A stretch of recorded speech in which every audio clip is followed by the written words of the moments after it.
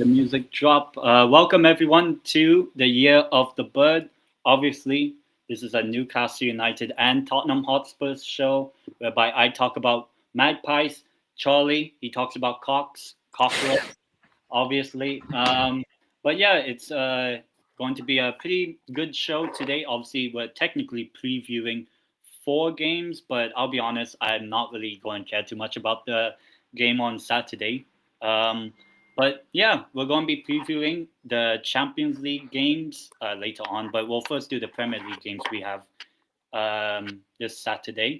But also, just a little discussion, just a little one for Daniel Levy, because I know Charlie did a show with Stel the other day about Daniel Levy.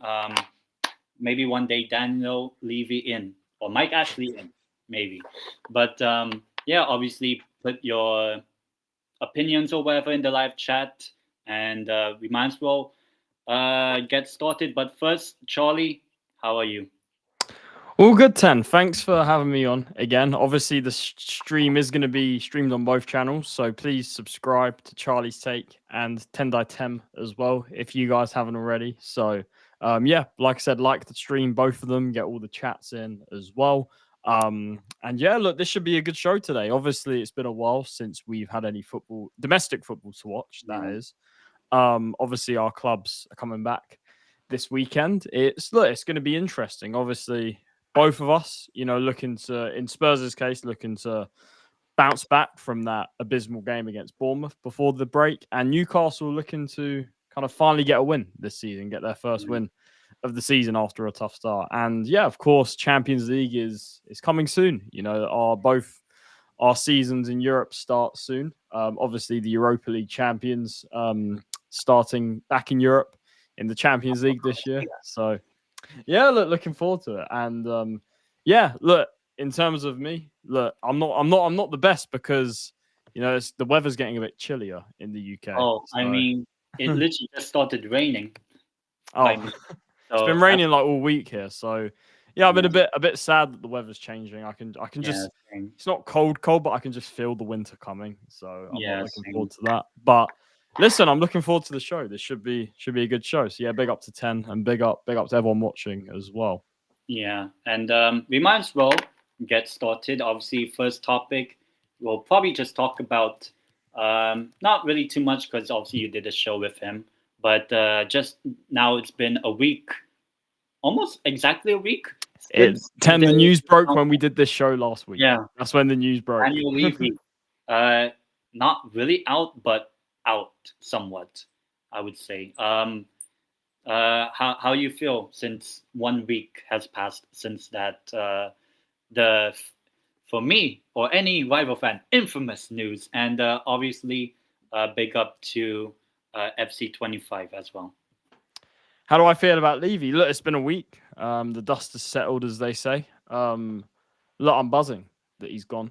Couldn't be happier that he's no longer running the club, that he's doesn't have any control, essentially. That what's happened, look, we're never going to know the full story because they're not going to tell the full story publicly. But what we do know is that he essentially was kind of pushed out, essentially, that the Lewis family, whoever it is, whether that's Joe Lewis, who we're supposed to believe isn't involved anymore because of the insider trading stuff that happened to him, but his kids, the Lewis kids, as we're being told, they're the ones that have apparently pushed for this to happen. And there's been a lot being said, who's in charge now, what we're going to do. And I still don't, look, it's been a week. I still don't fully know kind of who's running the club. They're saying Vinay, but obviously he's the CEO. That's not the same position that Levy had. So Levy was obviously the chairman. So it's a very interesting time to follow Spurs, just considering that, look, there's been a massive change at the club. Levy's gone after 25 years, but I'm buzzing that he's gone. 10 will know, a lot of you guys that watch the channel regularly will know that this guy was the number one problem at Spurs. That he wasn't the only problem. I've criticised Enoch as well, which is FC25. I've criticised Enoch, which the majority owners. But essentially the main problem has been Levy, and that's been the one that I've been the most vocal about. So he's gone. He's not going to be micromanaging every other person at the club now. Hopefully now people that work in the football side of the club free to get on with their job rather than being interfered by Levy all the time. So, listen, when it comes to that, kind of the state of the ownership of Spurs, we'll see. Like you mentioned, Levy does still have shares in the club or shares in ENIC who own Tottenham. So again, that's even a bit of a complicated situation there. So we'll see. There's been talk of that. Look, there's always rumors about investment, minority stakes, all of that. We'll see if anything happens. They're claiming the club's not for sale, but I don't believe that because I feel like everything has a price, and I think that if somebody was to come up and bid, I don't know, 4 billion, which is the apparent asking price, I think they would accept. So listen, we'll have to see what happens, kind of what the intentions are of the Lewis family. So look, for me, it's a wait and see. I don't know what to feel. I don't know what to expect right now. All I know is that Levy's gone and that it's something different. And that's kind of, I got to a point where I was so fed up with Levy that I just wanted something different. I wasn't even looking for, sort of guaranteed success, but, just something that I could think, it's unknown. I can kind of be optimistic in the sense that I don't know what's around the corner. Whereas with Levy, I knew it was going to be the same old shit. Nothing ever changes, just no ambition, no hope. I mean, you've been there with Mike Ashley. You with him, you knew that it was never going to change. You knew that with him there, that it was always going to be the same thing. So I'm glad that Levy's gone, simply because it's something different. And what that is, whether that's good or bad, we'll have to see. But I feel the most optimistic I felt about Spurs from a club point of view, kind of the ambition, the running of the club that I have ever, basically, because Levy's not there. I've wanted him out for 7 years and he's gone. So happy days. I'm buzzing. I'm buzzing that he's gone. We just have to see what's next, to be honest. So we'll see. And it's going to be, the January transfer window, the summer transfer window. In terms of the way they operate, it will be telling to kind of see where we're at. So all I'm going to say is just bring on the change that we've been waiting for so long. Yeah, and just from you can say a rival. I mean, Newcastle and Spurs aren't rivals, but because we usually beat Spurs like 4-0, 6-0, 6-1, and all that. Imagine we were streaming back then after you guys beat us 6-1. I don't think I'll turn up. I was with who do we call this? Lockman. Spurs Eurasian TV. Yes, Eugene. Big up to Eugene. He was one that was campaigning heavily for Levy out as well. But just a quick view from me. I mean, obviously, just like Charlie, we both grew up seeing Tottenham with Daniel Levy. Not because I know people say Spurs have a rich history before Levy, and since then only won 2 trophies under his, you can say, management. You can say so. It's only seeing what will be the case eventually later on. I don't think it will have too much effect for this season, but maybe in 2-3 years when there is a better, I don't know. Apply for it. Yeah, look, why not?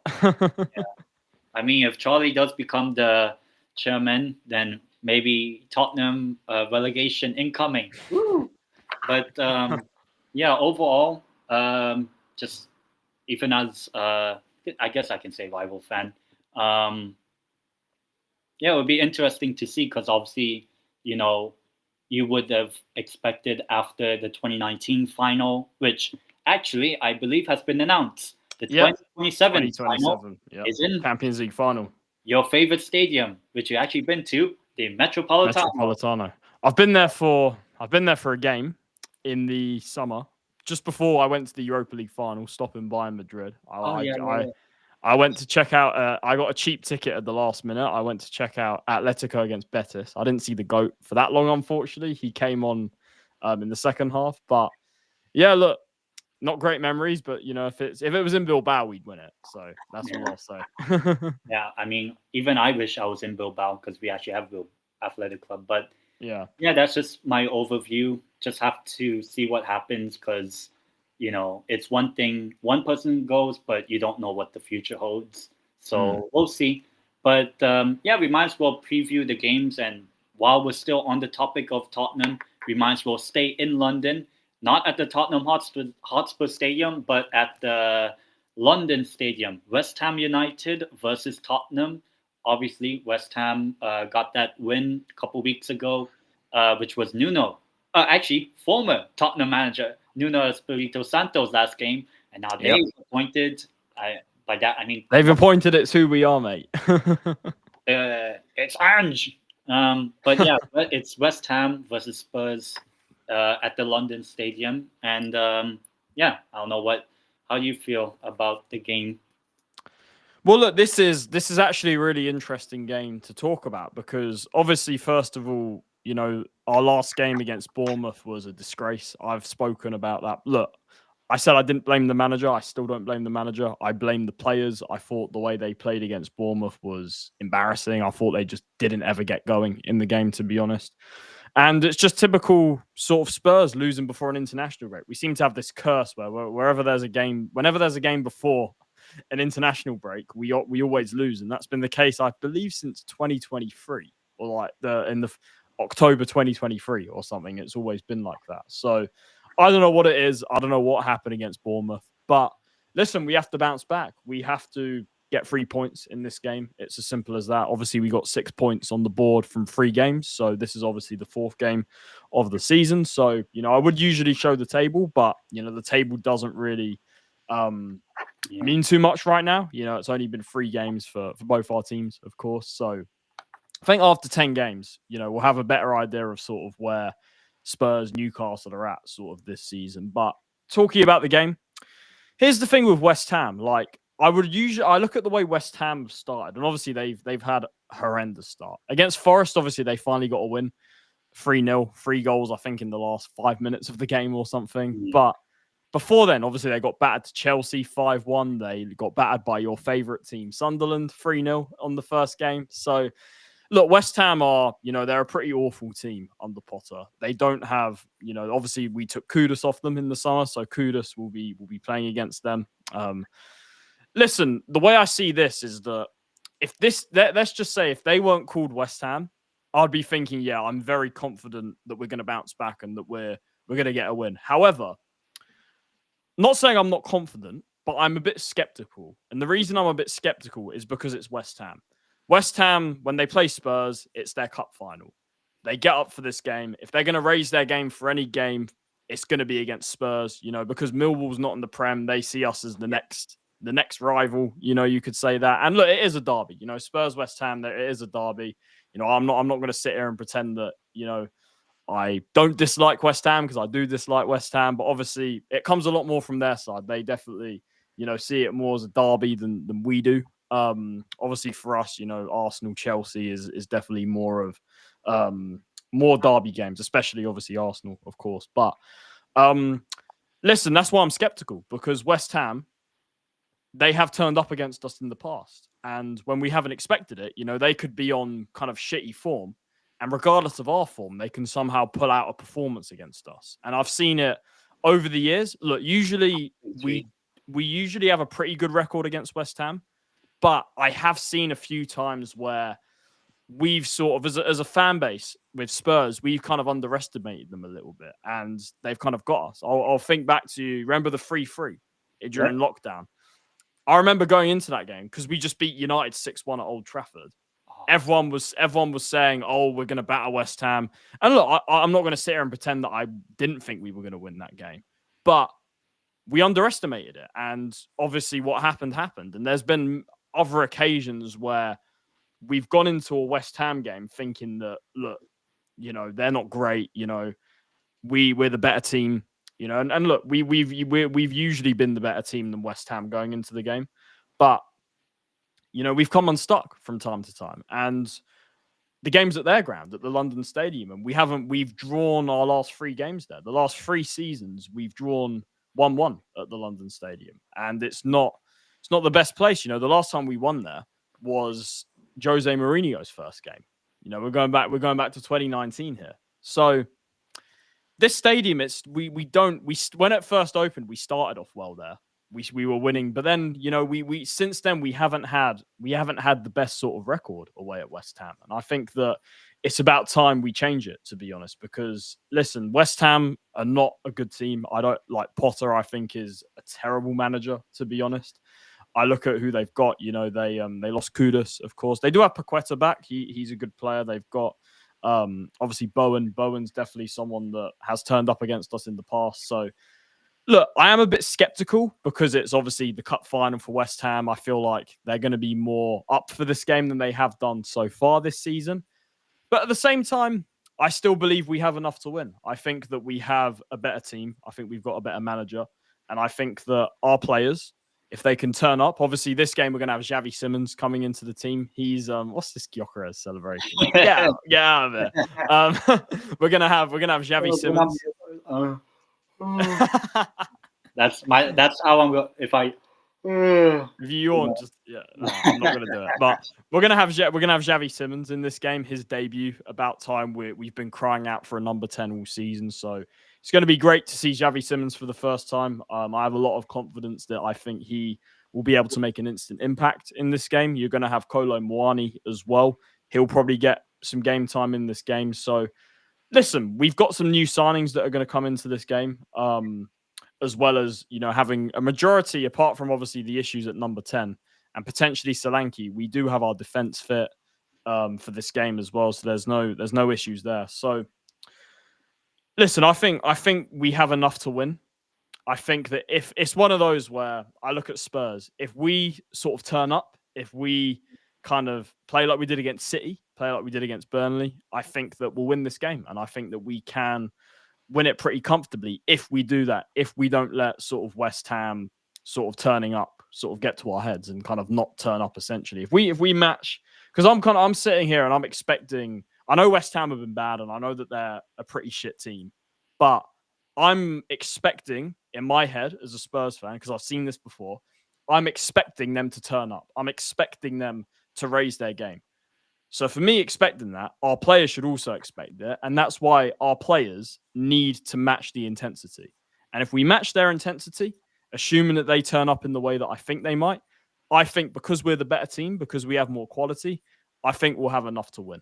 So that's what this game depends on. If we turn up, if we match their intensity, I think we can win this game. And I think that, I think a lot of this is on us, to be honest. I think it's one of those games where, if we want to win this game, I think that it's well within our reach. We just have to do the basics right in terms of intensity and effort. And obviously we're going to have more quality with the likes of Xavi Simons coming into the team for the first time. So I'm pretty confident for this game, but at the same time, I'm a little bit skeptical in the sense that I'm not getting ahead of myself and I'm going to be sitting here saying, yeah, look, we're going to, batter West Ham sort of 5-0. Which could happen. I think it's possible, but I'm not going to sit here and pretend that that's something I think will happen. I think it's going to be a much closer game than that. I know a lot of Spurs fans are very confident going into this game. And I'm not saying I'm not confident, but I just think we should be a little bit wary of the fact that specifically with West Ham games, we've been here before. And I'm just saying we have to take it, we have to take it humbly. Is that a word? We have to be a bit humble. Yeah, we have to be a bit humble about it. But at the same time, I think we're going to win.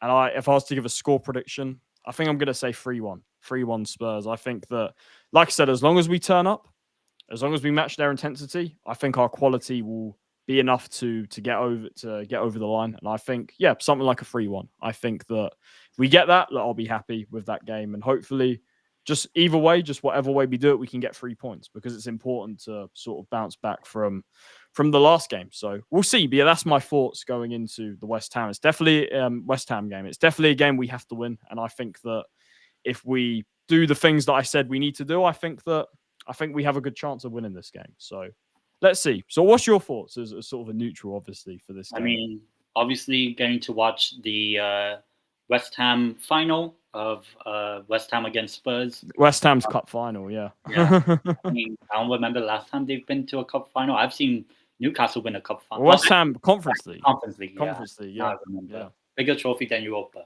To give West Ham a bit of credit, they've got more European heritage than Arsenal. Yeah. So. Now soon you have to add Crystal Palace like how I predicted. But I think for the game, obviously this is Thomas Frank's first game against West Ham as a Tottenham manager, so it's going to be a bit tough. He had a good record against them at Brentford as well. He did. Last time he was the manager, Thomas Frank, against West Ham, they won. Brentford beat West Ham away at the London Stadium 1-0, though West Ham obviously had more possession and all that in that game, but Brentford got that win, so I can see maybe Spurs winning this game. I do think that having Xabi Simons in the team could be a big boost, because you didn't see a lot of that creativity in the game against Bournemouth, and I know it's not at the Tottenham Hotspur Stadium, but there might be. I don't know how the players, honestly, I don't know how the players would react to the Daniel Levy news. I don't know if it lifts them up, or I don't know if it does. Yeah, no idea. But I think overall, I do see Spurs edging it in the end, probably against West Ham. Though, considering that West Ham do consider this as a cup final, it's their derby of the season, for them. That's the way they see it. Yeah. And my prediction, I probably would say 2-1, just because I could still see West Ham scoring and all that. But, you saw in the opening game at the London Stadium for them 5-1 against Chelsea. So I don't expect West Ham to have that sort of performance, but they did went away at Forest and win there. Although that was almost, I feel like that was a capitulation from Forest more than a West Ham being the better team over the course of the game. It was like last 10 minutes just self-destruct by Nuno, former Spurs manager, just saying. But yeah, I will probably would say 2-1 for Tottenham as my prediction for the game. I could see probably unless Richarlison has recovered from that altitude in Bolivia, 4,000 meters above sea level, and lost, commiserations to Venezuela. Yeah, I probably will predict Richarlison goal if he starts. If not, then maybe someone like I think Simmons will hopefully get a goal on his debut. Or Brennan Johnson, because he always does that. Yeah, Johnson probably will score. If you're betting on anyone to score, I mean, John's back post Brennan, he does nothing the whole game before getting a tap in somehow. Yeah, just like he did in Bilbao. But yeah, I'll go 2-1 Tottenham in that game, and you're going for a 3-1. So we're both saying that Spurs bounce back, and who knows, maybe they'll lose once again. Oh man, we can't lose if we lose to West Ham, that'll be embarrassing for me. Yeah. But yeah, for the next game, well, not the next game for Spurs, but we'll talk about it later. But the next game we'll talk about or preview is Newcastle United versus Wolverhampton Wanderers. Obviously, both teams not in a good run of form. Just after the 3 games, obviously, Newcastle picked up only 2 points from 9, albeit I think we played better opposition, I believe. I have to remember who Wolves have played before. And obviously, Wolves are the only team in the league right now without a win and without a point. Because they haven't played Spurs yet, because they're our fucking bogey team. I don't know why. I still don't understand this. I mean, at the end of the month, because I see it's Spurs Wolves. But yeah, I do think obviously our record against Wolves, actually last season we beat them both home and away, or away and home, which was actually the very first time, I'm not sure if ever, but it was like a long time or something like that we've done the league double over Wolves, because we usually draw 1-1 or more or less, or draw against them basically at least once every season, and then we beat them in the other game. But yeah, obviously that was probably before and all that, and I feel like for this game, especially it's at St. James's, you kind of expect... You guys have Visser and Voldemort now. Yeah, you finally have some attackers in your team.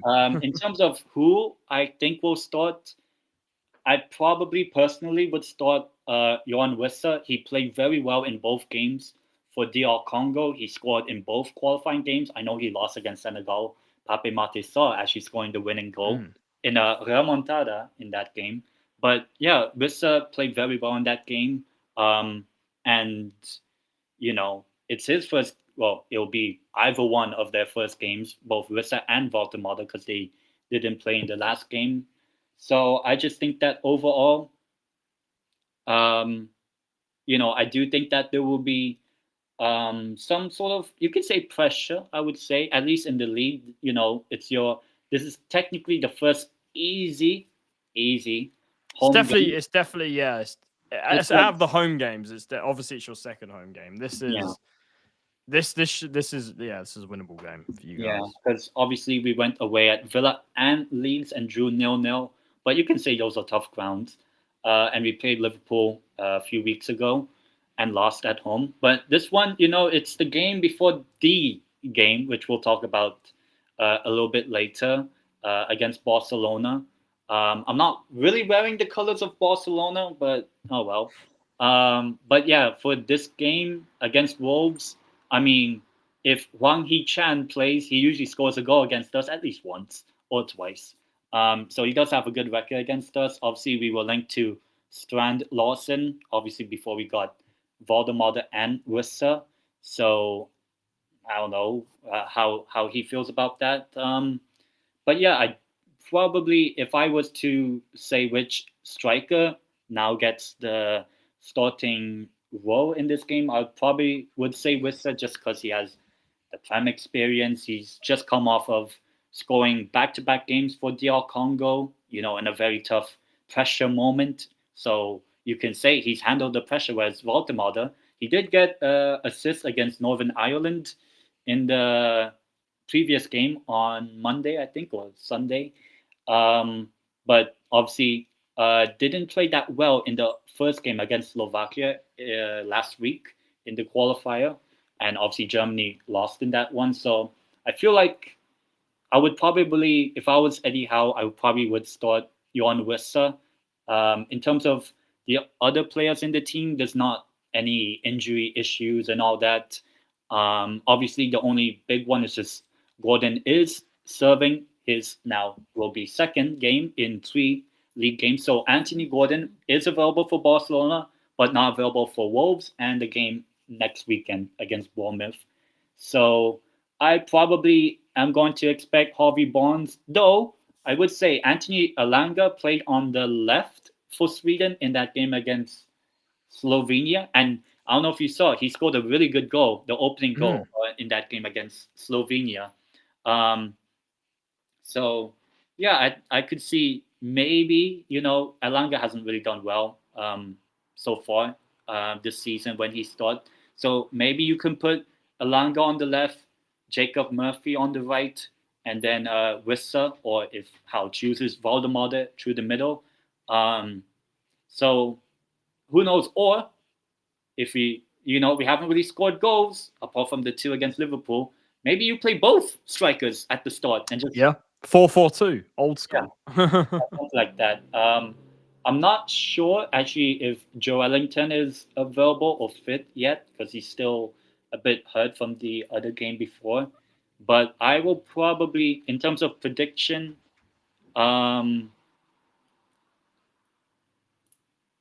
kind of hope we get a win just so that we have a little bit of confidence heading into the game on next Thursday against Barcelona.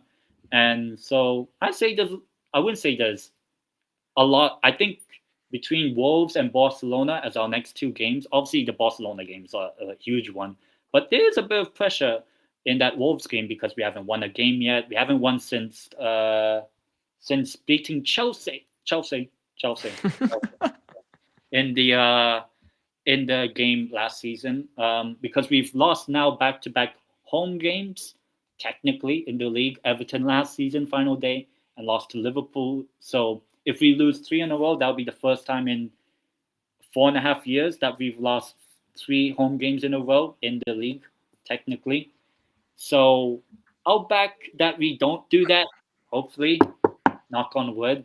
I will be saying 2-0 win. I'll go with a 2-0 win, and I'll say I think if Wissa starts, I think he scores, maybe even scores both goals, and brings up his confidence.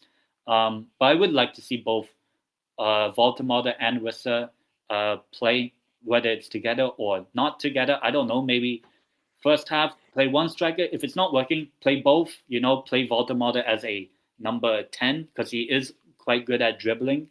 You saw the assist the other day against Northern Ireland.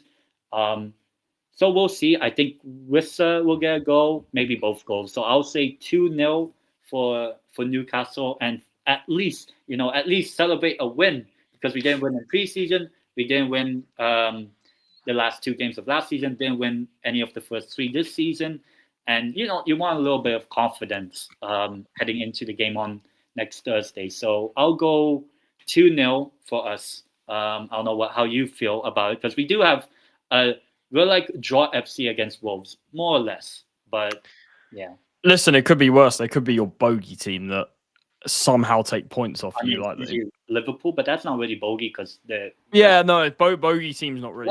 We'll play them next week. Bournemouth, we'll play them next week. Oh yeah. We'll talk about that. But Newcastle Wolves, look, you guys have the signings finally, and like the title of both our shows say, you'll see. I reckon your season starts now. I think you've finally got some threat up front. Obviously Isak, that whole thing's been, sorted out now. You have the replacements in Wissa, Voltemada, like we discussed last week about those signings.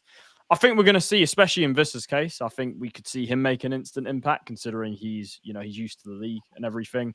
Had a good international break, like you said. So, yeah, I think, obviously Wolves have 0 points. They've had a horrendous start. They've lost basically their best players in the summer. Strand Larsen. Cunha, apart from Strand Larsen. So Nori's no longer there. Yeah, Nori, exactly. So this is Wolves, one of the teams that could definitely be in a relegation battle this season. So Newcastle have to win. For you guys, when they say must win game, this is a must win game for Newcastle. With the start you've had, kind of not picking up a win, 2 points from 9. You have to win this game. I think anything less than 3 points would be a bit of a disaster, to be honest, considering especially the past 3 games, the ones that we didn't win, people are saying, "Oh, if only Newcastle had a striker." Well, we have 2 strikers available. So so it's just a massive game for you guys because you just have to win it. You just have to get 3 points in this game, and I think you will. I kind of agree with you. I think you're a much better side than Wolves. If you guys turn up, you'll have enough to beat them, I think. And I reckon I'm going to go for 3-0 Newcastle. I think that you'll have a bit of a, sort of bounce back from the first 3 games. Now you've got those signings in. I think it will give your sort of team a lift. It will give the fans a bit of a lift as well in the stadium. Look, St. James's Park, you guys are very strong in there. Look, with 10 men against Liverpool, I thought you guys were the better team. So I think saw past 3 games, had we converted our XG, we would have actually been 3rd in the league. Yeah, you would have at least got won a game by now. That's for sure. So I think you'll bounce back. Like I said, you've got the signings in. I think they'll make it a comfortable 3-0 Newcastle. I think, you guys not only should be winning, but I think you should be winning it reasonably comfortably at home. So 3-0 Newcastle. Hopefully for you guys, you can finally get that win and you can finally taste winning after so long, since May. Yeah, exactly. So, listen, I believe you'll win. I think you'll be okay. As long as you don't face the Wolves that, as long as they don't mistake you guys for Spurs, then I think you'll win. So, because if Wolves, if they see a white shirt, that if they think it's Spurs, then they'll turn into prime Barcelona. So, there you go. I mean, speaking of Barcelona, we're not talking about La Liga because I do that tomorrow. But we might as well preview the games that are really, really fun and important. But Champions League's back this week, Tuesday and Thursday, and Wednesday for other games as well. But the Champions League is starting for this season. Match day 1 of the league phase. So, but because you guys played the earlier game, I guess we might as well talk about Tottenham Hotspur against Villarreal. Obviously, actually, both of our teams play at home. Both start at home. Against Spanish teams that have been unbeaten in La Liga, both on 7 points. You guys Villarreal, us Barcelona. But how you feel about Villarreal going to your stadium, because I do think, honestly, out of the 8 games, this is the game I can see you guys losing. I'll be honest. This is a hard game, yeah. But see, this is interesting because obviously you look at it on paper. Look, we discussed the kind of both draws that we got last week. For Spurs, I said I think we got a pretty favourable draw overall. But I also said it doesn't mean that these games are easy. And I think Villarreal is one of those games where this is the type of game where a lot of our fans could take it lightly and think, yeah, look, it's Villarreal. We should beat them and stuff. But, I don't think it's going to be a foregone conclusion. I think for those, obviously, 10 who watches La Liga regularly, and me that watches, obviously, more La Liga than, I'd say quite a lot of Spurs fans, I think that they're a good team. Under Marcelino, they score a lot of goals. They've had a good start to the season. Unfortunately, they do have the likes of, a certain former Arsenal midfielder that I won't say too much of. Okay. They have him, which I won't say too much about. Newcastle player, Jose Perez. Jose Perez, yep. They've got Nicolas Pepe, another Arsenal reject. They've got another certain Spurs player that's posted some bad things online in Solomon, who's gone on loan there, so he'll play against us as well. They've signed Mikwat Deze from Lyon, which I think is a really good signing. Yeah. Good signing, yeah. They've signed him.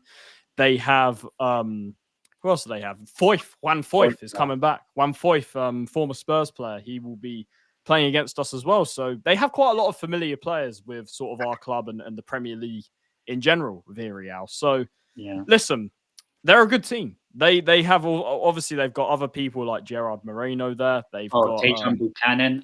Buchanan on loan from Inter. So look, they're not an easy team. I would say this about most Spanish teams is that people wonder why Spanish teams do so well in Europe. It's because technically they can just pass their way around these sorts of English and sort of German teams that just can't match the technical ability that they have. And I think that is my worry going into the Villarreal game, that we're going to be, I hope that our players and don't underestimate them, but our fans, I just hope that as a fan base, we don't underestimate them, because they're a team, despite not having the best team on paper, they play some good football and they can score a lot of goals. And I always say this, playing La Liga teams in Europe is never easy. There is never an easy game against a La Liga team. And we have to play, we're going to have to be at our best, I think, to kind of win this game against Villarreal. And it's one of our tougher games. I think that, it's definitely not it's definitely not our most favorable game, that's for sure.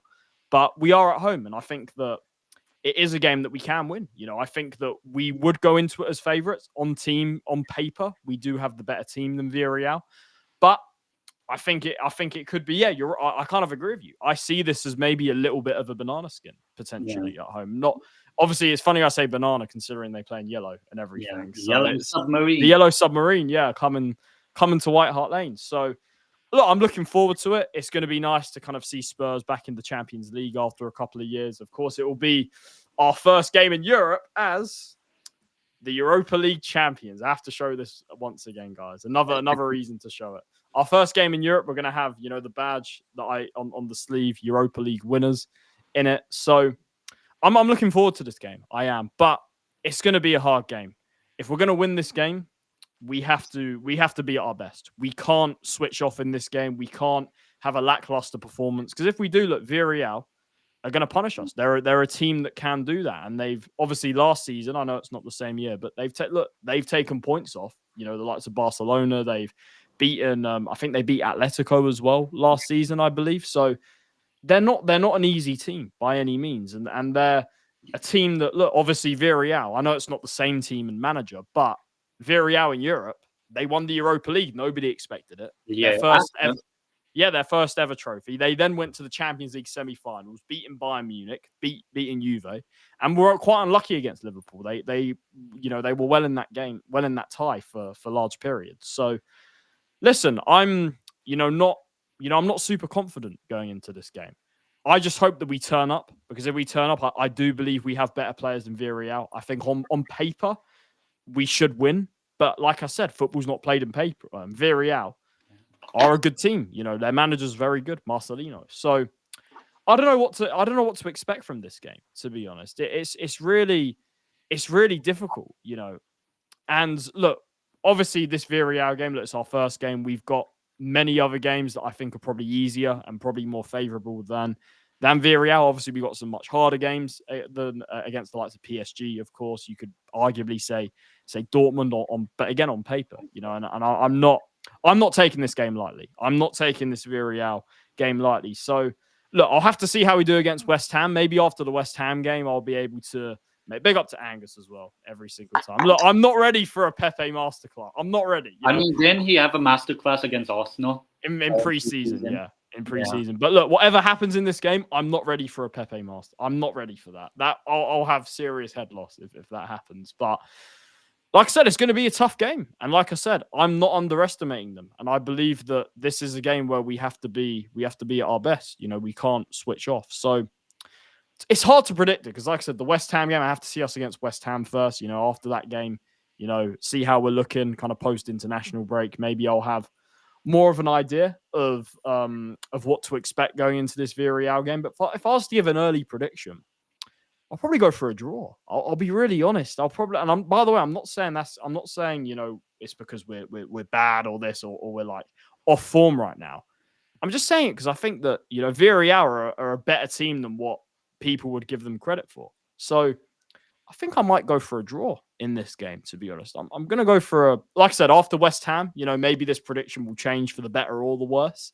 But I think right now I'll go for a 2-2 draw. I hope we win, of course. I really do.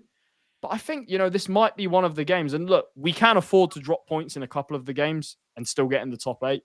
I think, this could well be one of them, if I'm being really honest. But at the same time, it is the first Champions League game back. We're at home. There's going to be a buzz. I think, the fans will be up for it. There'll probably be like a tifo in the South Stand and everything. So this is a game that we can win. I'm not saying we can't. This is definitely a game that if we won it, I wouldn't be totally shocked.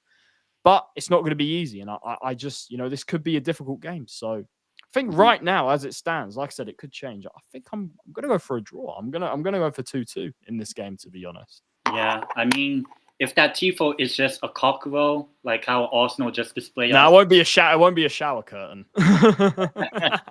Oh God.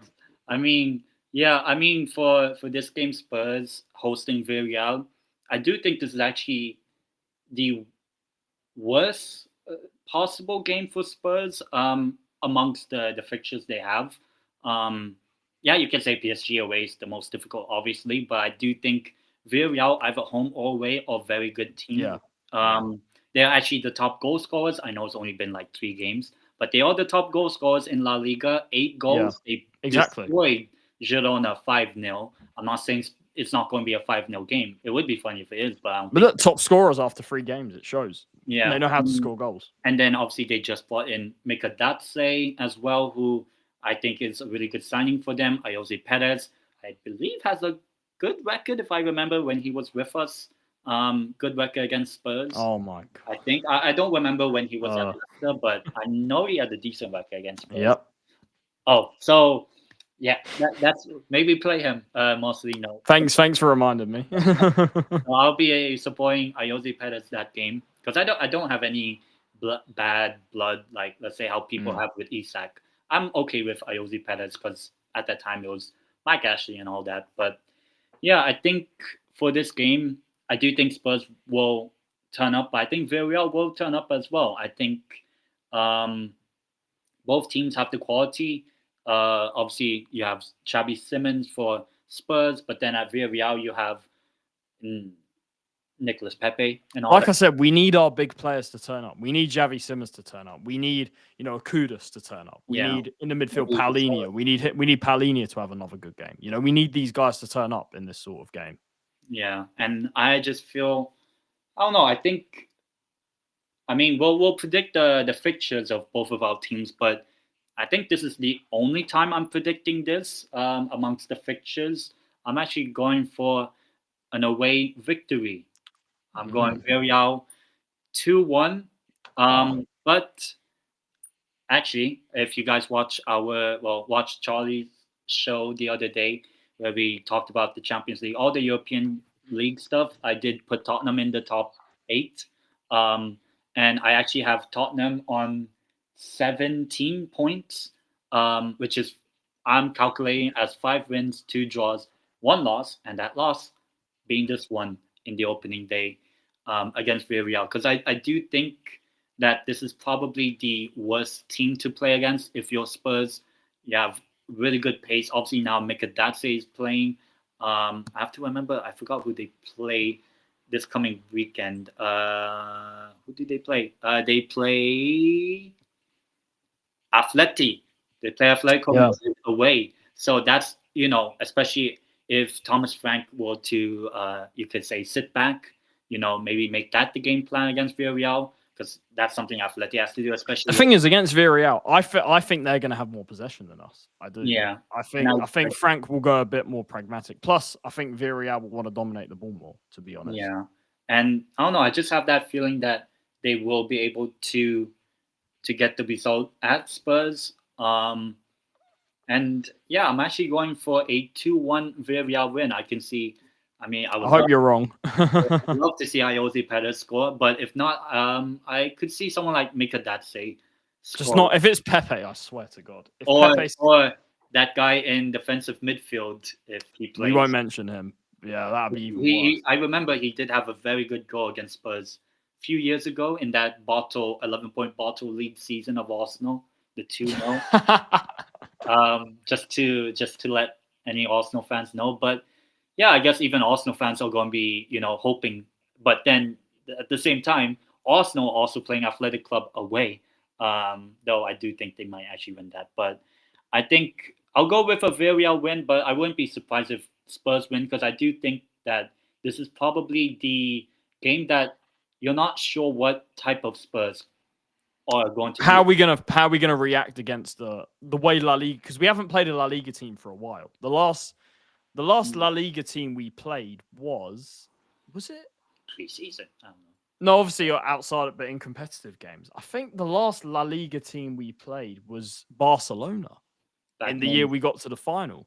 So, I think that's the last La Liga team we played. I believe it was. It's been a while. So yeah. So yeah, I just feel like this is a game that if Spurs are not really at their best, I can see Villarreal. We can get punished. Yeah, we have to turn up for this. And I think this is and teams have certain teams have a good record at the Tottenham Hotspur Stadium. Aston Villa,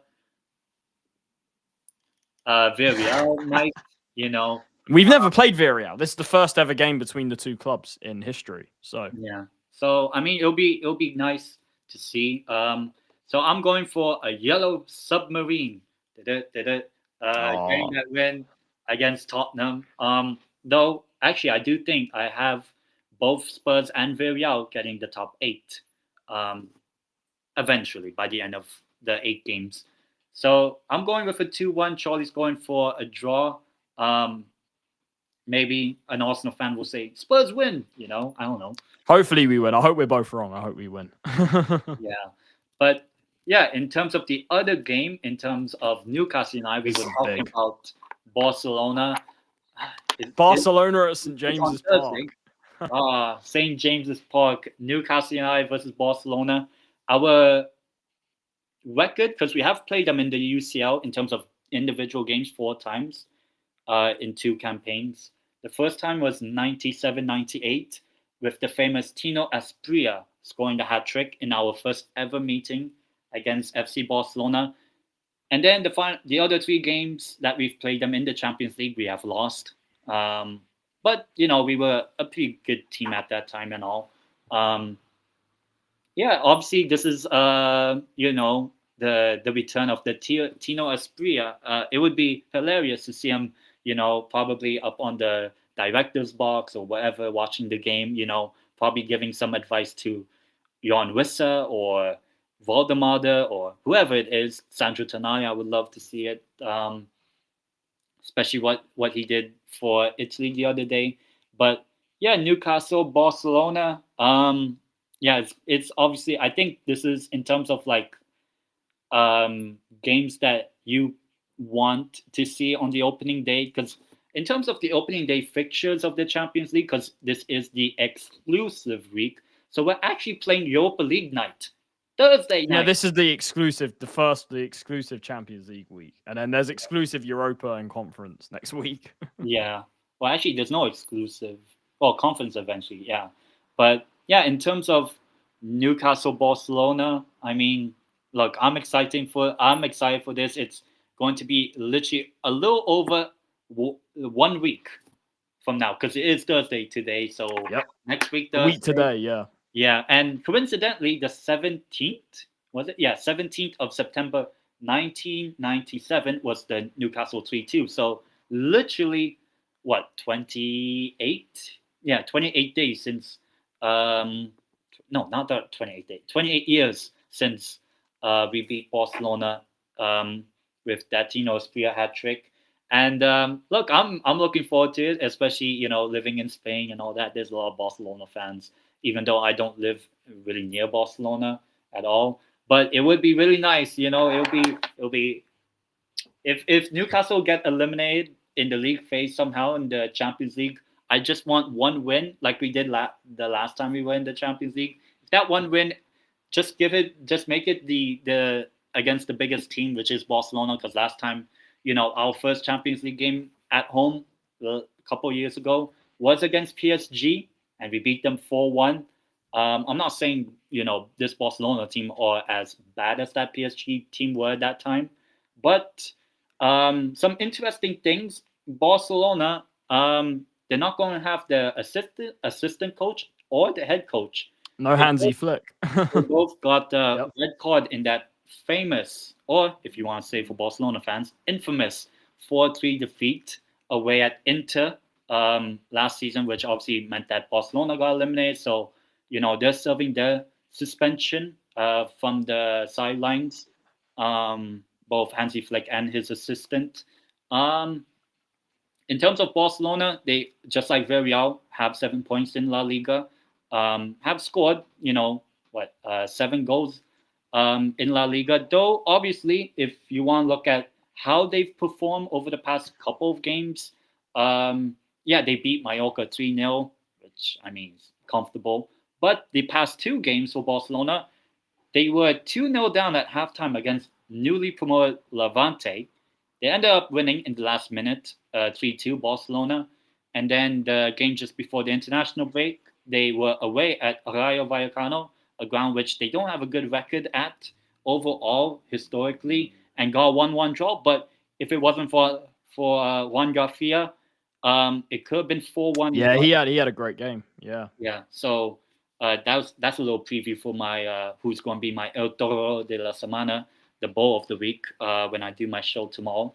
But unless Garcia has that sort of game against us, I think we can. I don't want to say we'll go toe to toe with them in a technical sense, but they'll have all the possession. You're gonna soak it up. I wouldn't, to be honest. If Eddie Howe goes to a back 5, it wouldn't surprise me, to be honest. Yeah. Plus, we have to talk about Dan Burn against Lamine Yamal.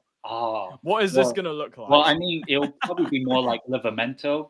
I would assume it'll be Livramento. Okay. I want to see Dan Burn against Yamal. I just want to see it. Imagine Dan Burn wins against Yamal in foot race. Oh, I love that. Could you imagine? I just want to see a clip of like Dan Burn where he just, where the ball's about to like go out or something, and then Dan Burn just bodies him, or he just like bodies him and he goes flying or something. Oh, God.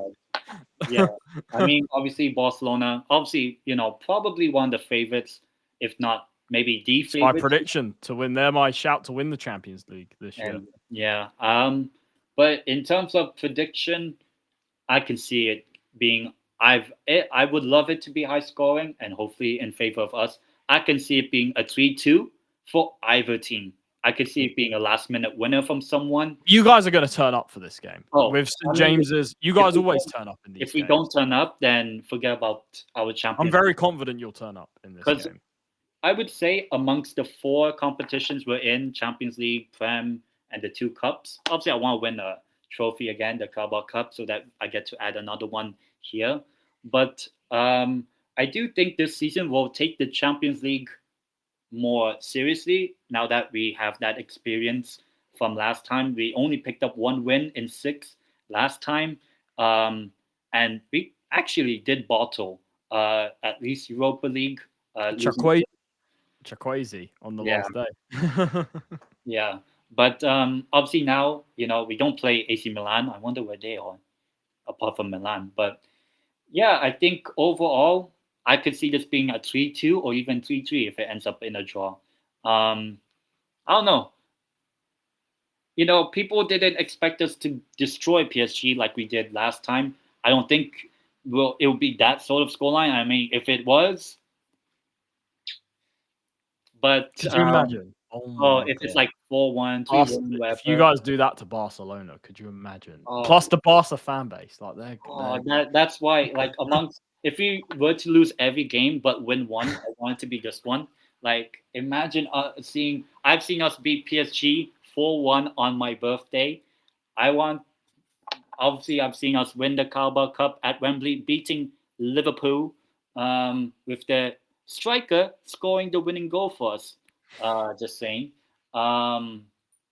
So, hopefully this could be like that third game added to that sort of famous night or whatever. Hopefully we'll get a famous night in like Madrid or something like Arsenal did, unlike Spurs. The we beat Real Madrid trophy. We got a famous night in Spain in Bilbao just a couple of months ago. So yeah. But in terms of prediction, yeah, as I said, I could see this being a 3-2. I could be a high scoring game. Man, if there's a last minute winner, I just hope it's us this time. Could you imagine if it's like, I know I keep bringing up Dan Burn, but could you imagine if it's like Dan, but like in the Carabao Cup final? Could you imagine if it's like him from a corner? But this is the thing, right? Newcastle, look, Barcelona obviously have all the quality. They're one of the best teams, if not the best team in the world, with just their players. They're obviously favourites, but here's the thing: Newcastle are going to turn up, and physically, we'll see what this game comes down to. Will it come down to technical ability, or will it come down to physicality? And if it comes down to physicality, that would obviously suit Newcastle, especially with the midfield. If you've got Giménez, Tonali, if Joe Linton's back for that game, it will. Newcastle could definitely. They like to bully these sorts of teams at home, and I think that they'll look to sort of do this to Barcelona. It just depends if whether Barcelona have the technical ability to play around it, which they do. It just depends. Obviously, we'll see who can get the better of who on the day. Yeah. But do you know what I feel about this game, 10? Like I said, I predicted Barca to win the Champions League. They're my favourites for this season. But I'll tell you this: champions don't always start well. Yeah, exactly. PSG last season, Argentina at the World Cup, and I said Argentina win the World Cup before that tournament. Spain way back in 2010, if anyone remembers. Switzerland, yeah. And that was not even a good Switzerland team compared to today. But... Exactly. So this is why I'm going to tell you. I'm going to tell you this right now, 10, and all the people watching, get ready.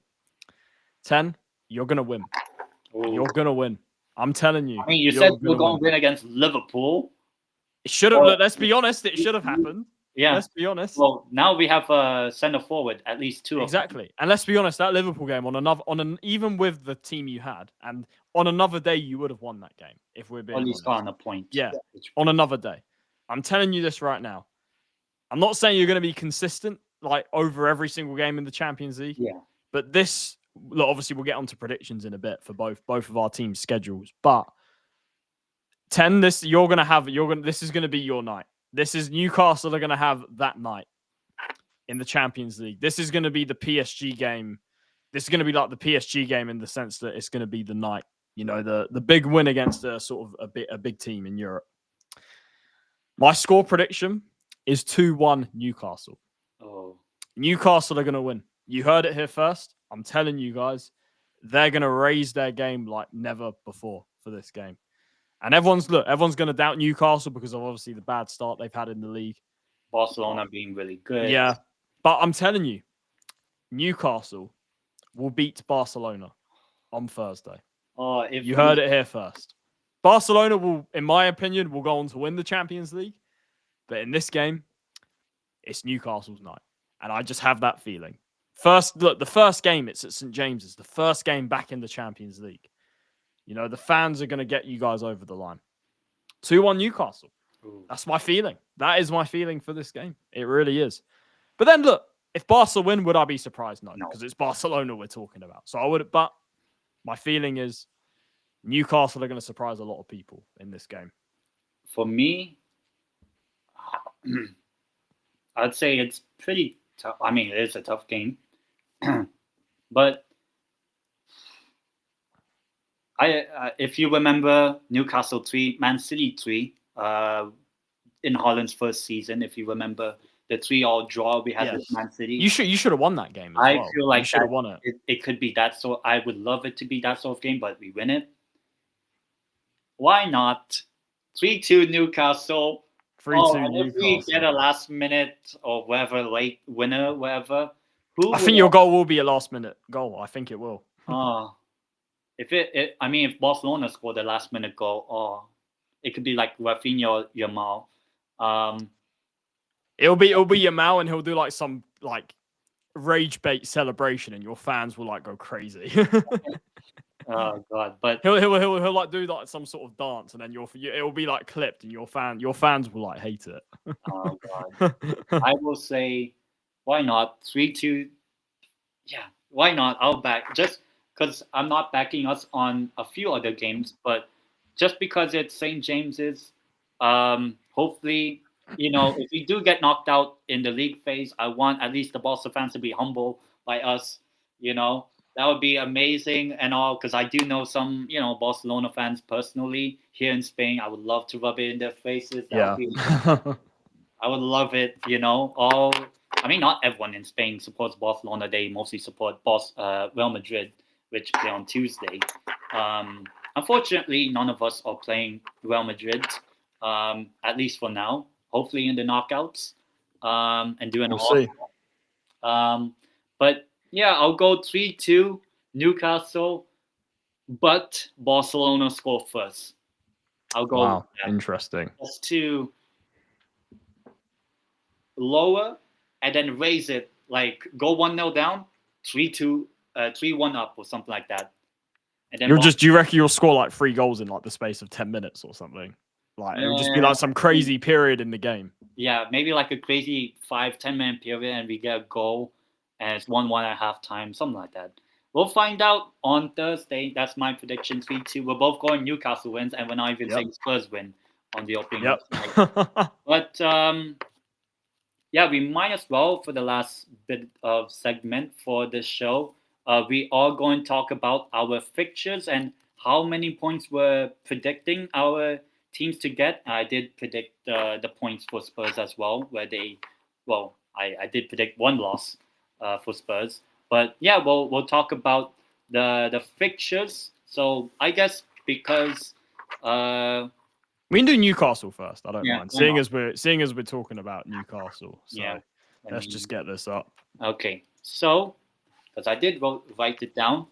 So here are the fixtures. So obviously Barcelona. So in order, I'll say it in order because I've got it on my phone here. So in order, Newcastle against Barcelona first. Then they go to Union Saint-Gilloise away in Belgium. Then they have Benfica at home, followed by Athletic Club at home, Marseille away, Leverkusen with no 7 Hague, unfortunately, away. Then they have in January the last 2 games, PSV at home, and then finally PSG away. So the rematch there between the 2 teams. So yeah, obviously 10. Being a Newcastle fan, you should probably go first. What are your early predictions for your fixtures? Okay. So I obviously said win against Barcelona, so 3 points. Next game, Union Saint-Gilloise. It's actually an early kickoff on a Wednesday, and it's not even played in the stadium of USG. It's played in the stadium of Anderlecht, Lotto Park. I think that's what it's called. So it's not even the USG home ground, but they're playing there. I would like to. We haven't won an away game in the Champions League. The last time we were there, we only picked up 2 points in the 9 available. But because this is technically the Pot 4 team, technically the worst team on paper, I think we turn up. I think this period from this past international break and the upcoming international break, that few game time period where we play Asna at home, I think we'll have a good set of performances. Maybe not all the results, but in terms of Champions League, I'll say 3 points in USG. So after 2 games, Barca home, USG away, I'm saying 6 out of 6.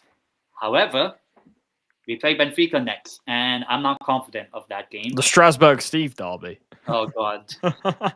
And I'm actually, because even though it's at home, I just feel like Benfica will beat us. I don't know. I have that feeling. Really? So Oh my God. So after 3 games, 6 points still. Next game, Athletic Club at home. If this was away, I would be a bit worried, but because it's at home and also Athletic Club, they struggle against English teams for some reason. They have this. They don't have a good record against English teams. Yeah, and we have played Athletic Club like long time ago in the 90s and lost on away goals. But I can see us beating Athletic Club. Obviously, Virai Alvarez has been suspended for like 8-9 months or whatever due to taking hair loss pills or something like that. So he's suspended for at least April, start of April. So that's a big loss for Athletic Club. And obviously, we'll find out eventually because I know Nico Williams is injured at the moment. I'm not sure how long he's out for, but I'm actually going with us to win at home against Athletic. So after 4 games, I'm saying 9 points out of 12, and then the games after the November international break, both away, Marseille away. That's going to be a tough game, playing against MG and a few other players of that team. Unfortunately, no Rabiot, because he's playing at AC Milan now, I think. I think we lose like a 1-0, 2-0, something like that. You're going to score against Marseille. De Zerbi, they are wide open at the back. Yeah, but I don't know. Maybe we just get unstuck in France, and maybe it lifts the confidence of Marseille. So after 5 games, I'm still saying 9 points for us, and then away at not Seven Hague, but Kasper Hjulmand, who was the manager of Denmark at the past couple of Euros and the World Cup in Qatar. I'll go with a draw. I think the period of after November, or even starting with the Benfica game, I can see us not scoring many goals in that period. And I'll go with like a 0-0 draw away at Leverkusen. But we do have a good record against Leverkusen, even though we played them twice, but beat them twice, 3-1 both games back in 2003, I think it was, or 2004. So that's 10 points for Newcastle with the games in January. PSV Eindhoven. We do have a history with every club except USG. But I'll go as our final home game to kind of secure at least top 24. We beat PSV Eindhoven, probably like a 2-3-0, to kind of lift the confidence and not have too much pressure in the final game against PSG away. I know we have a good record against them and probably should have beaten them twice. You should have. It should never have been a penalty. I remember it. Yeah. But in that game, PSG get their revenge on us and beat us. So Newcastle will get 4 wins, 1 draw, 3 losses, which I think is a pretty accurate. So that's what, 13 points, is it? 13 points. And that will be enough for the playoffs, I imagine. So you'll be for sure. You'll be in the playoffs. Yeah, you're not getting grouped. Predicting us amongst the teams, because I have predicted like first, second, third, 15th. I have us 15th, which is the seeded side of the playoff, which means we would host the second game at home in the playoffs. So I would say playoffs, which I think should be the bare minimum aim considering what happened to us a couple years ago. And we saw what Aston Villa managed to do. At least, they got in the top 8. To be fair, I'm not saying we'll get top 8. I'll be a bit humble.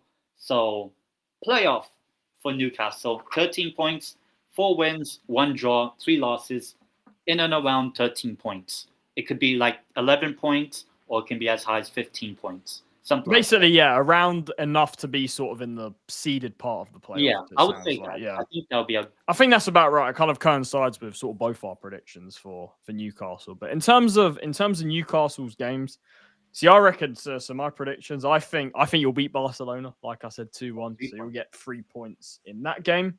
Your next game is Union Saint Gilloise. I think you're going to draw that game. away from home. Because I think, just a bit of a spoiler to my predictions, I think you're going to be very good at home. I think you're going to rely a lot on your home games. Union Saint-Gilloise, look, they're not the easiest team in the world. You just won the Belgian league as well. Exactly, yeah. I think you might draw. I don't know why. I think you might draw that game. So I'll go for 1-1 in that game. So that's 4 points so far. Next game, Athletic Club at home. No, I think Benfica. Benfica, at home. I think you'll win. I think you'll win that game. 7 points. Yeah. So Benfica, they're not like, if you speak. Look, obviously, having spoken to Steve, who follows Benfica, like, they're not in the best of shape right now. They just lost.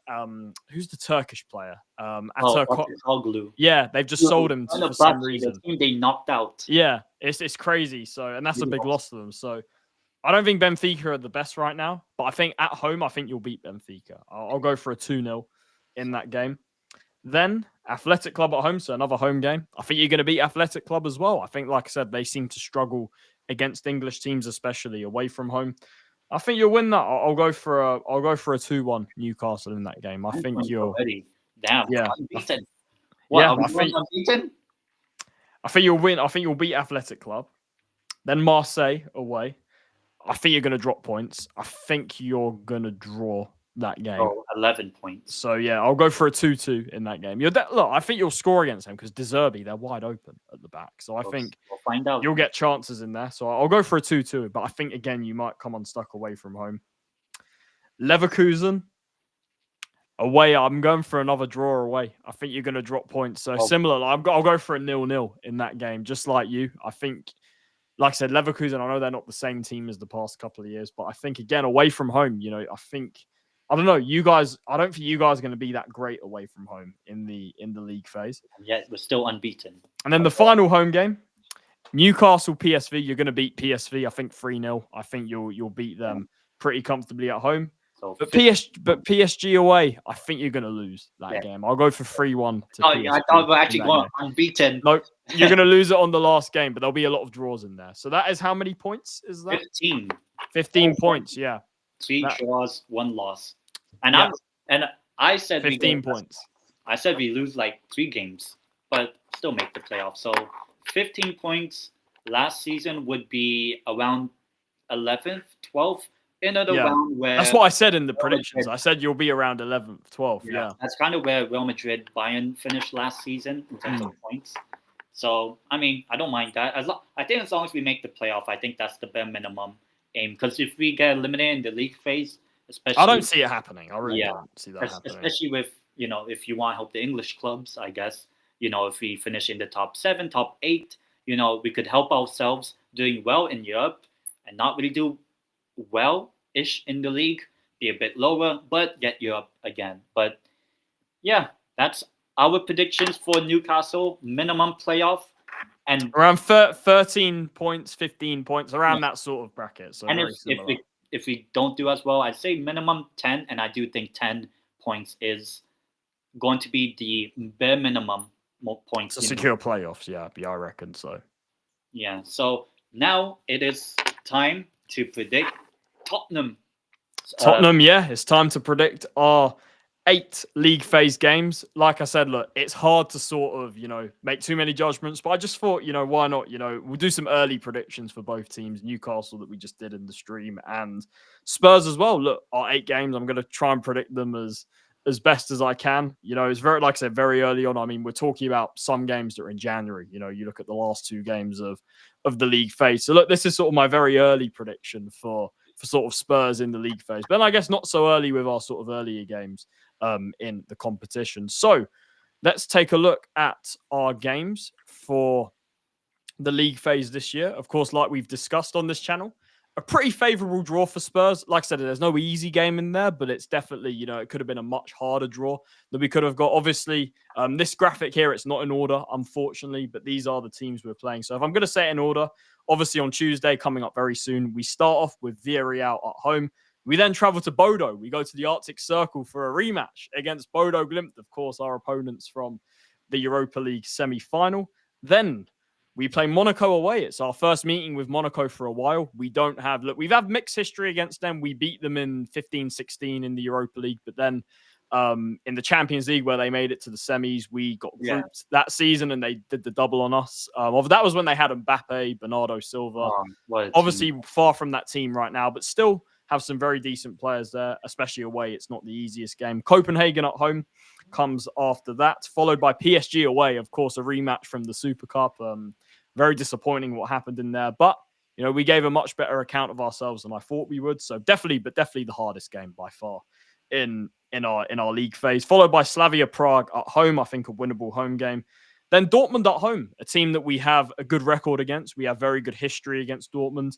At home, our final home game of the league phase. And then our final game in January to conclude the 8 games. There's another rematch from the historic Europa League run last season, away at Eintracht Frankfurt, another team that we seem to basically play them every year in Europe. Of course, we played them in the Champions League as well under Conte a couple of years ago. And I think you beat them both times. We drew away and won at home, but we haven't conceded a goal at their stadium so far. So obviously winning 1-0 last season to get us through to the Europa League semi-finals. Yeah, those are the fixtures for Spurs.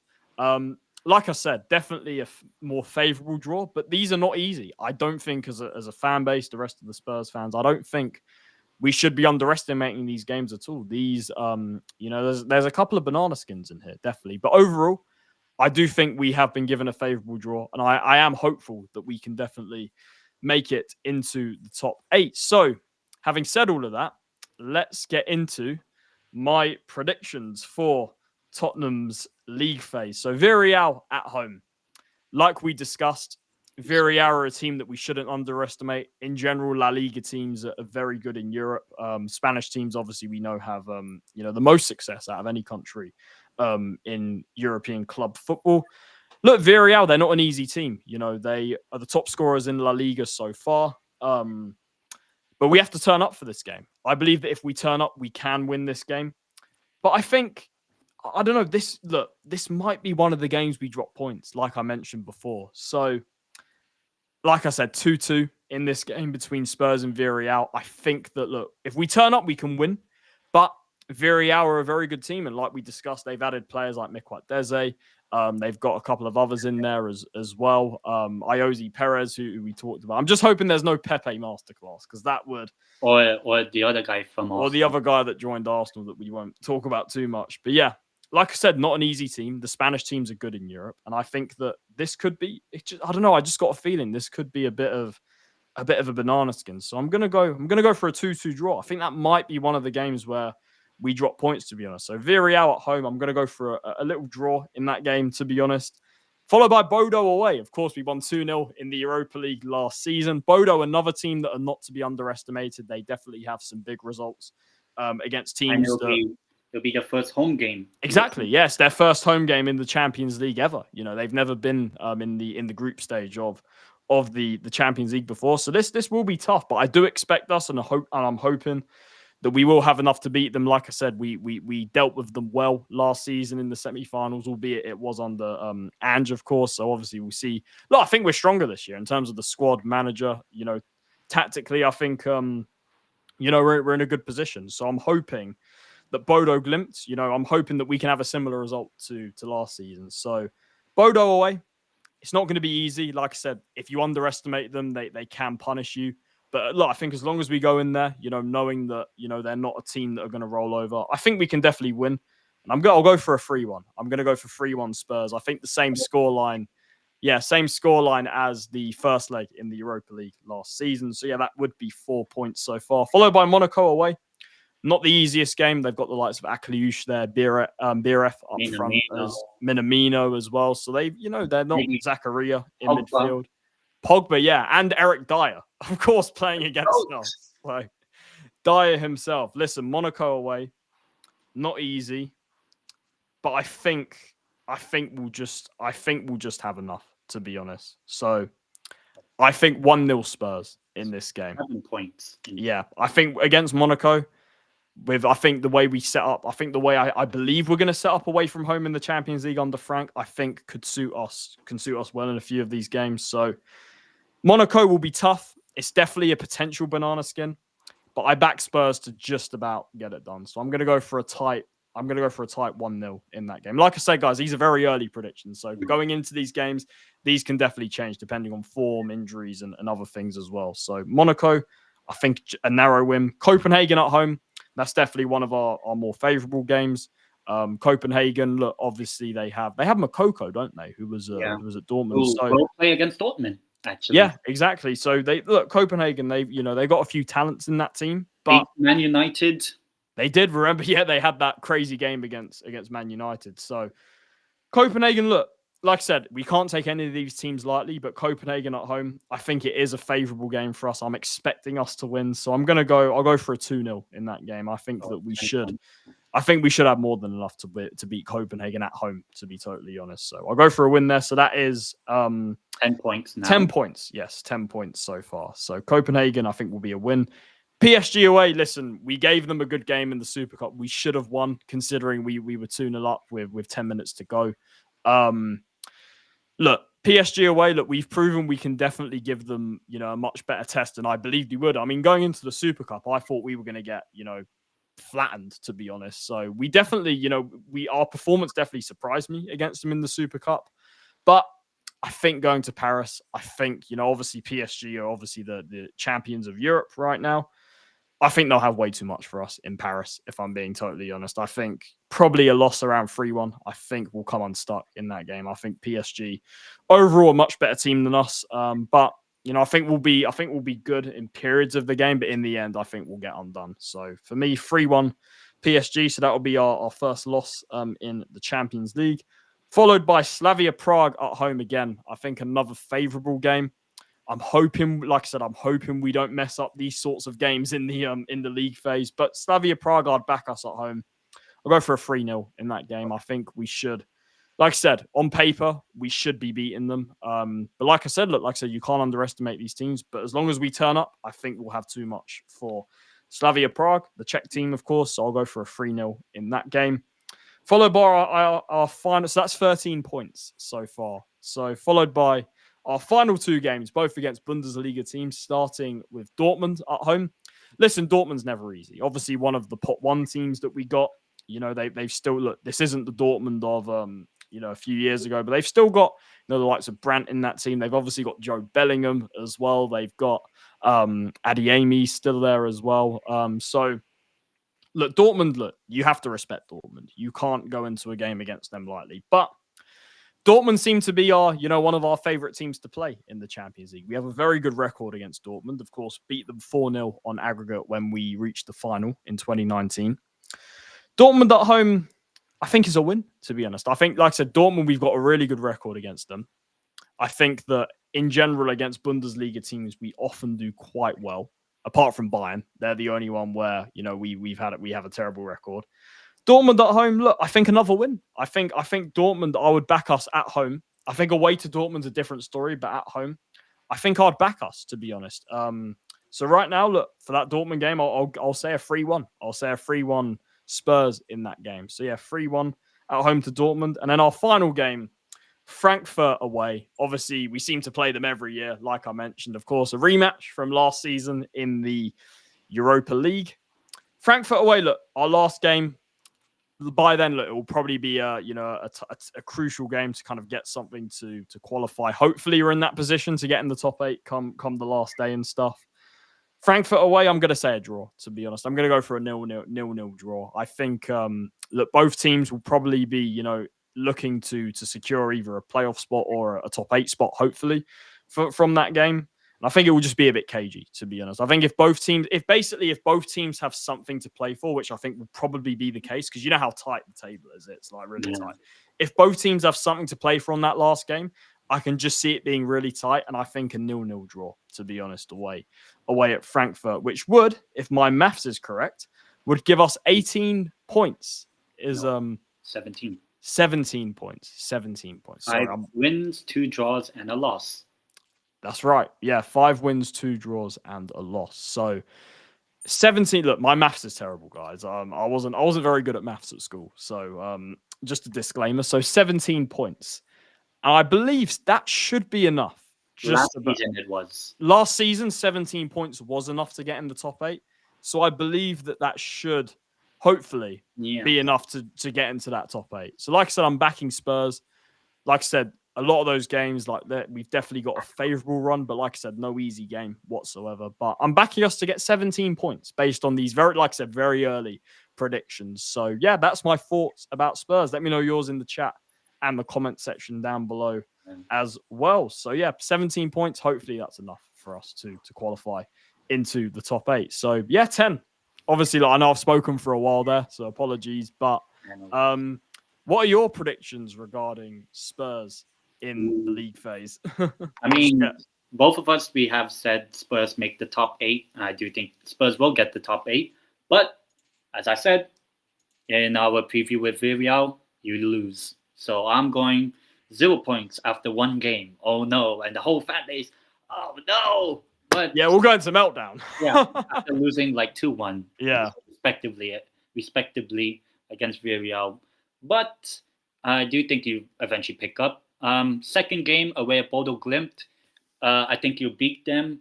I know it will be their first home game in the Champions League, and they want obviously a bit of revenge. But I just think this is probably a game that Xabi Simons might probably actually do well and maybe be the difference maker. So I'm actually going with a Spurs win. So Spurs finally win a game in the Champions League. And then after the October international break, it's Monaco away. Here's a little prediction on Monaco. I don't think they'll make the playoff minimum.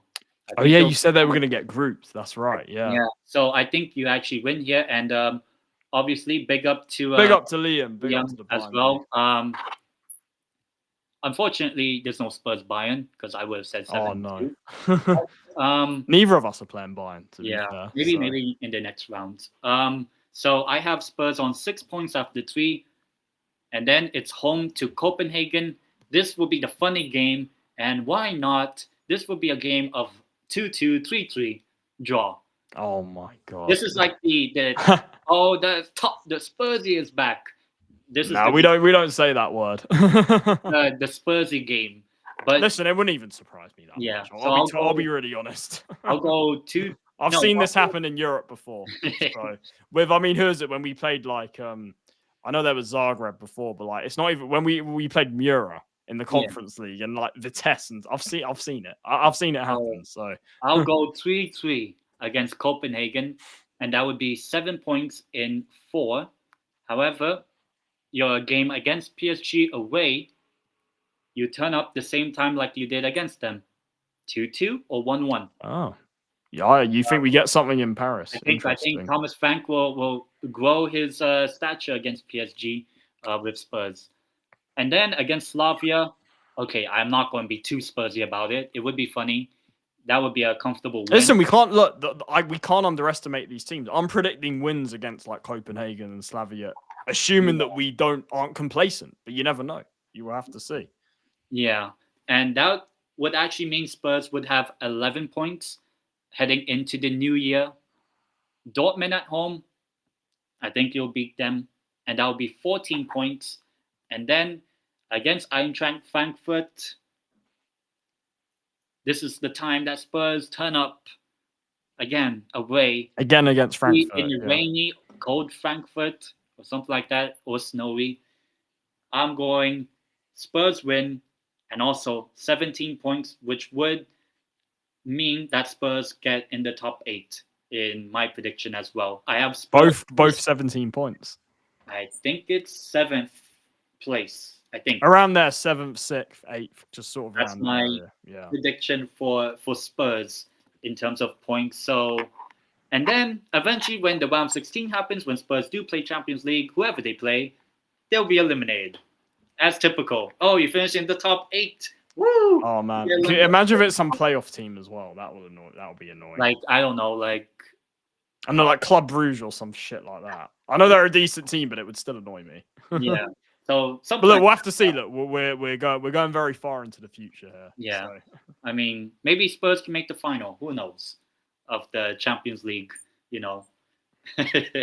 But yeah, I think that will basically finish up the show today. Obviously, we previewed most of the games and all of our games heading into the next 7 days or whatever, or almost 7 days, because Newcastle would play an hour and a half after this plus a week. But yeah, I think overall it's been a good show. Obviously, I think another thing, because this is usually on a Thursday, we will probably move this to a Friday. I'm not sure about the time, because of the great Newcastle United are playing Barcelona. Yeah, next week the show will be moved to Friday, guys. 5 p.m. same time, 10. I can't guarantee that. But yeah, we'll figure it out. We'll figure it out. Yeah, I'll let Charlie and everyone know. Yeah. But yeah, looking forward to the Champions League night. Yep. I'm not really. I'll be honest. If we lose to Wolves, I just want to see the Barcelona game on Thursday. So I want to see Dan Burn against Lamine Yamal. That's what I want to see. We call this. Imagine Valdemar and Dan Burn in the corner, like the corner kick. Imagine him against like, I don't know, like Yamal or Rafinha, not really tall players. Yeah. Imagine like Dan Burn, Valdemar, Rissa, who are really tall. Yep.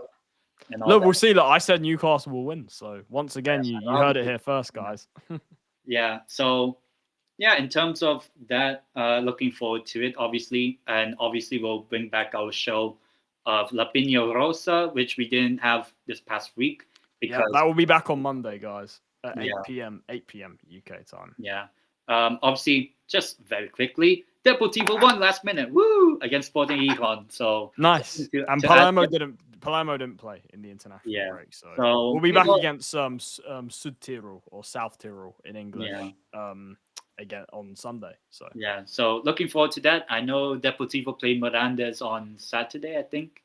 But yeah, some games and all to look forward to for both of us.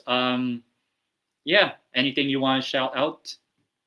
Yeah, look, obviously, big up to 10 for having me on. Big up to everyone watching on both channels. Make sure you're subscribing to both if you haven't already as well. Yeah, look, great show. There'll probably be a clip out on my channel later. I'm probably going to clip the my predictions for Spurs' results in the Champions League. So stay tuned. There'll probably be a clip of that coming on my channel tonight. So yeah, look, great show as always. Hopefully both of us can, get wins in the league, but also have the best possible start in the Champions League as well on Tuesday and Thursday. So let's see. Look, it's going to be an interesting few days before the next show. I'm sure there'll be plenty to discuss in our next show, which will be on Friday. We don't quite know what time yet. So let's see, guys. But yeah, as always, great show. Great to talk. Obviously, Newcastle and Spurs, both current holders of trophies, the Carabao Cup. I mean, hopefully we add one. I get to add another one here. The Europa League, of course. Carabao Cup, more big.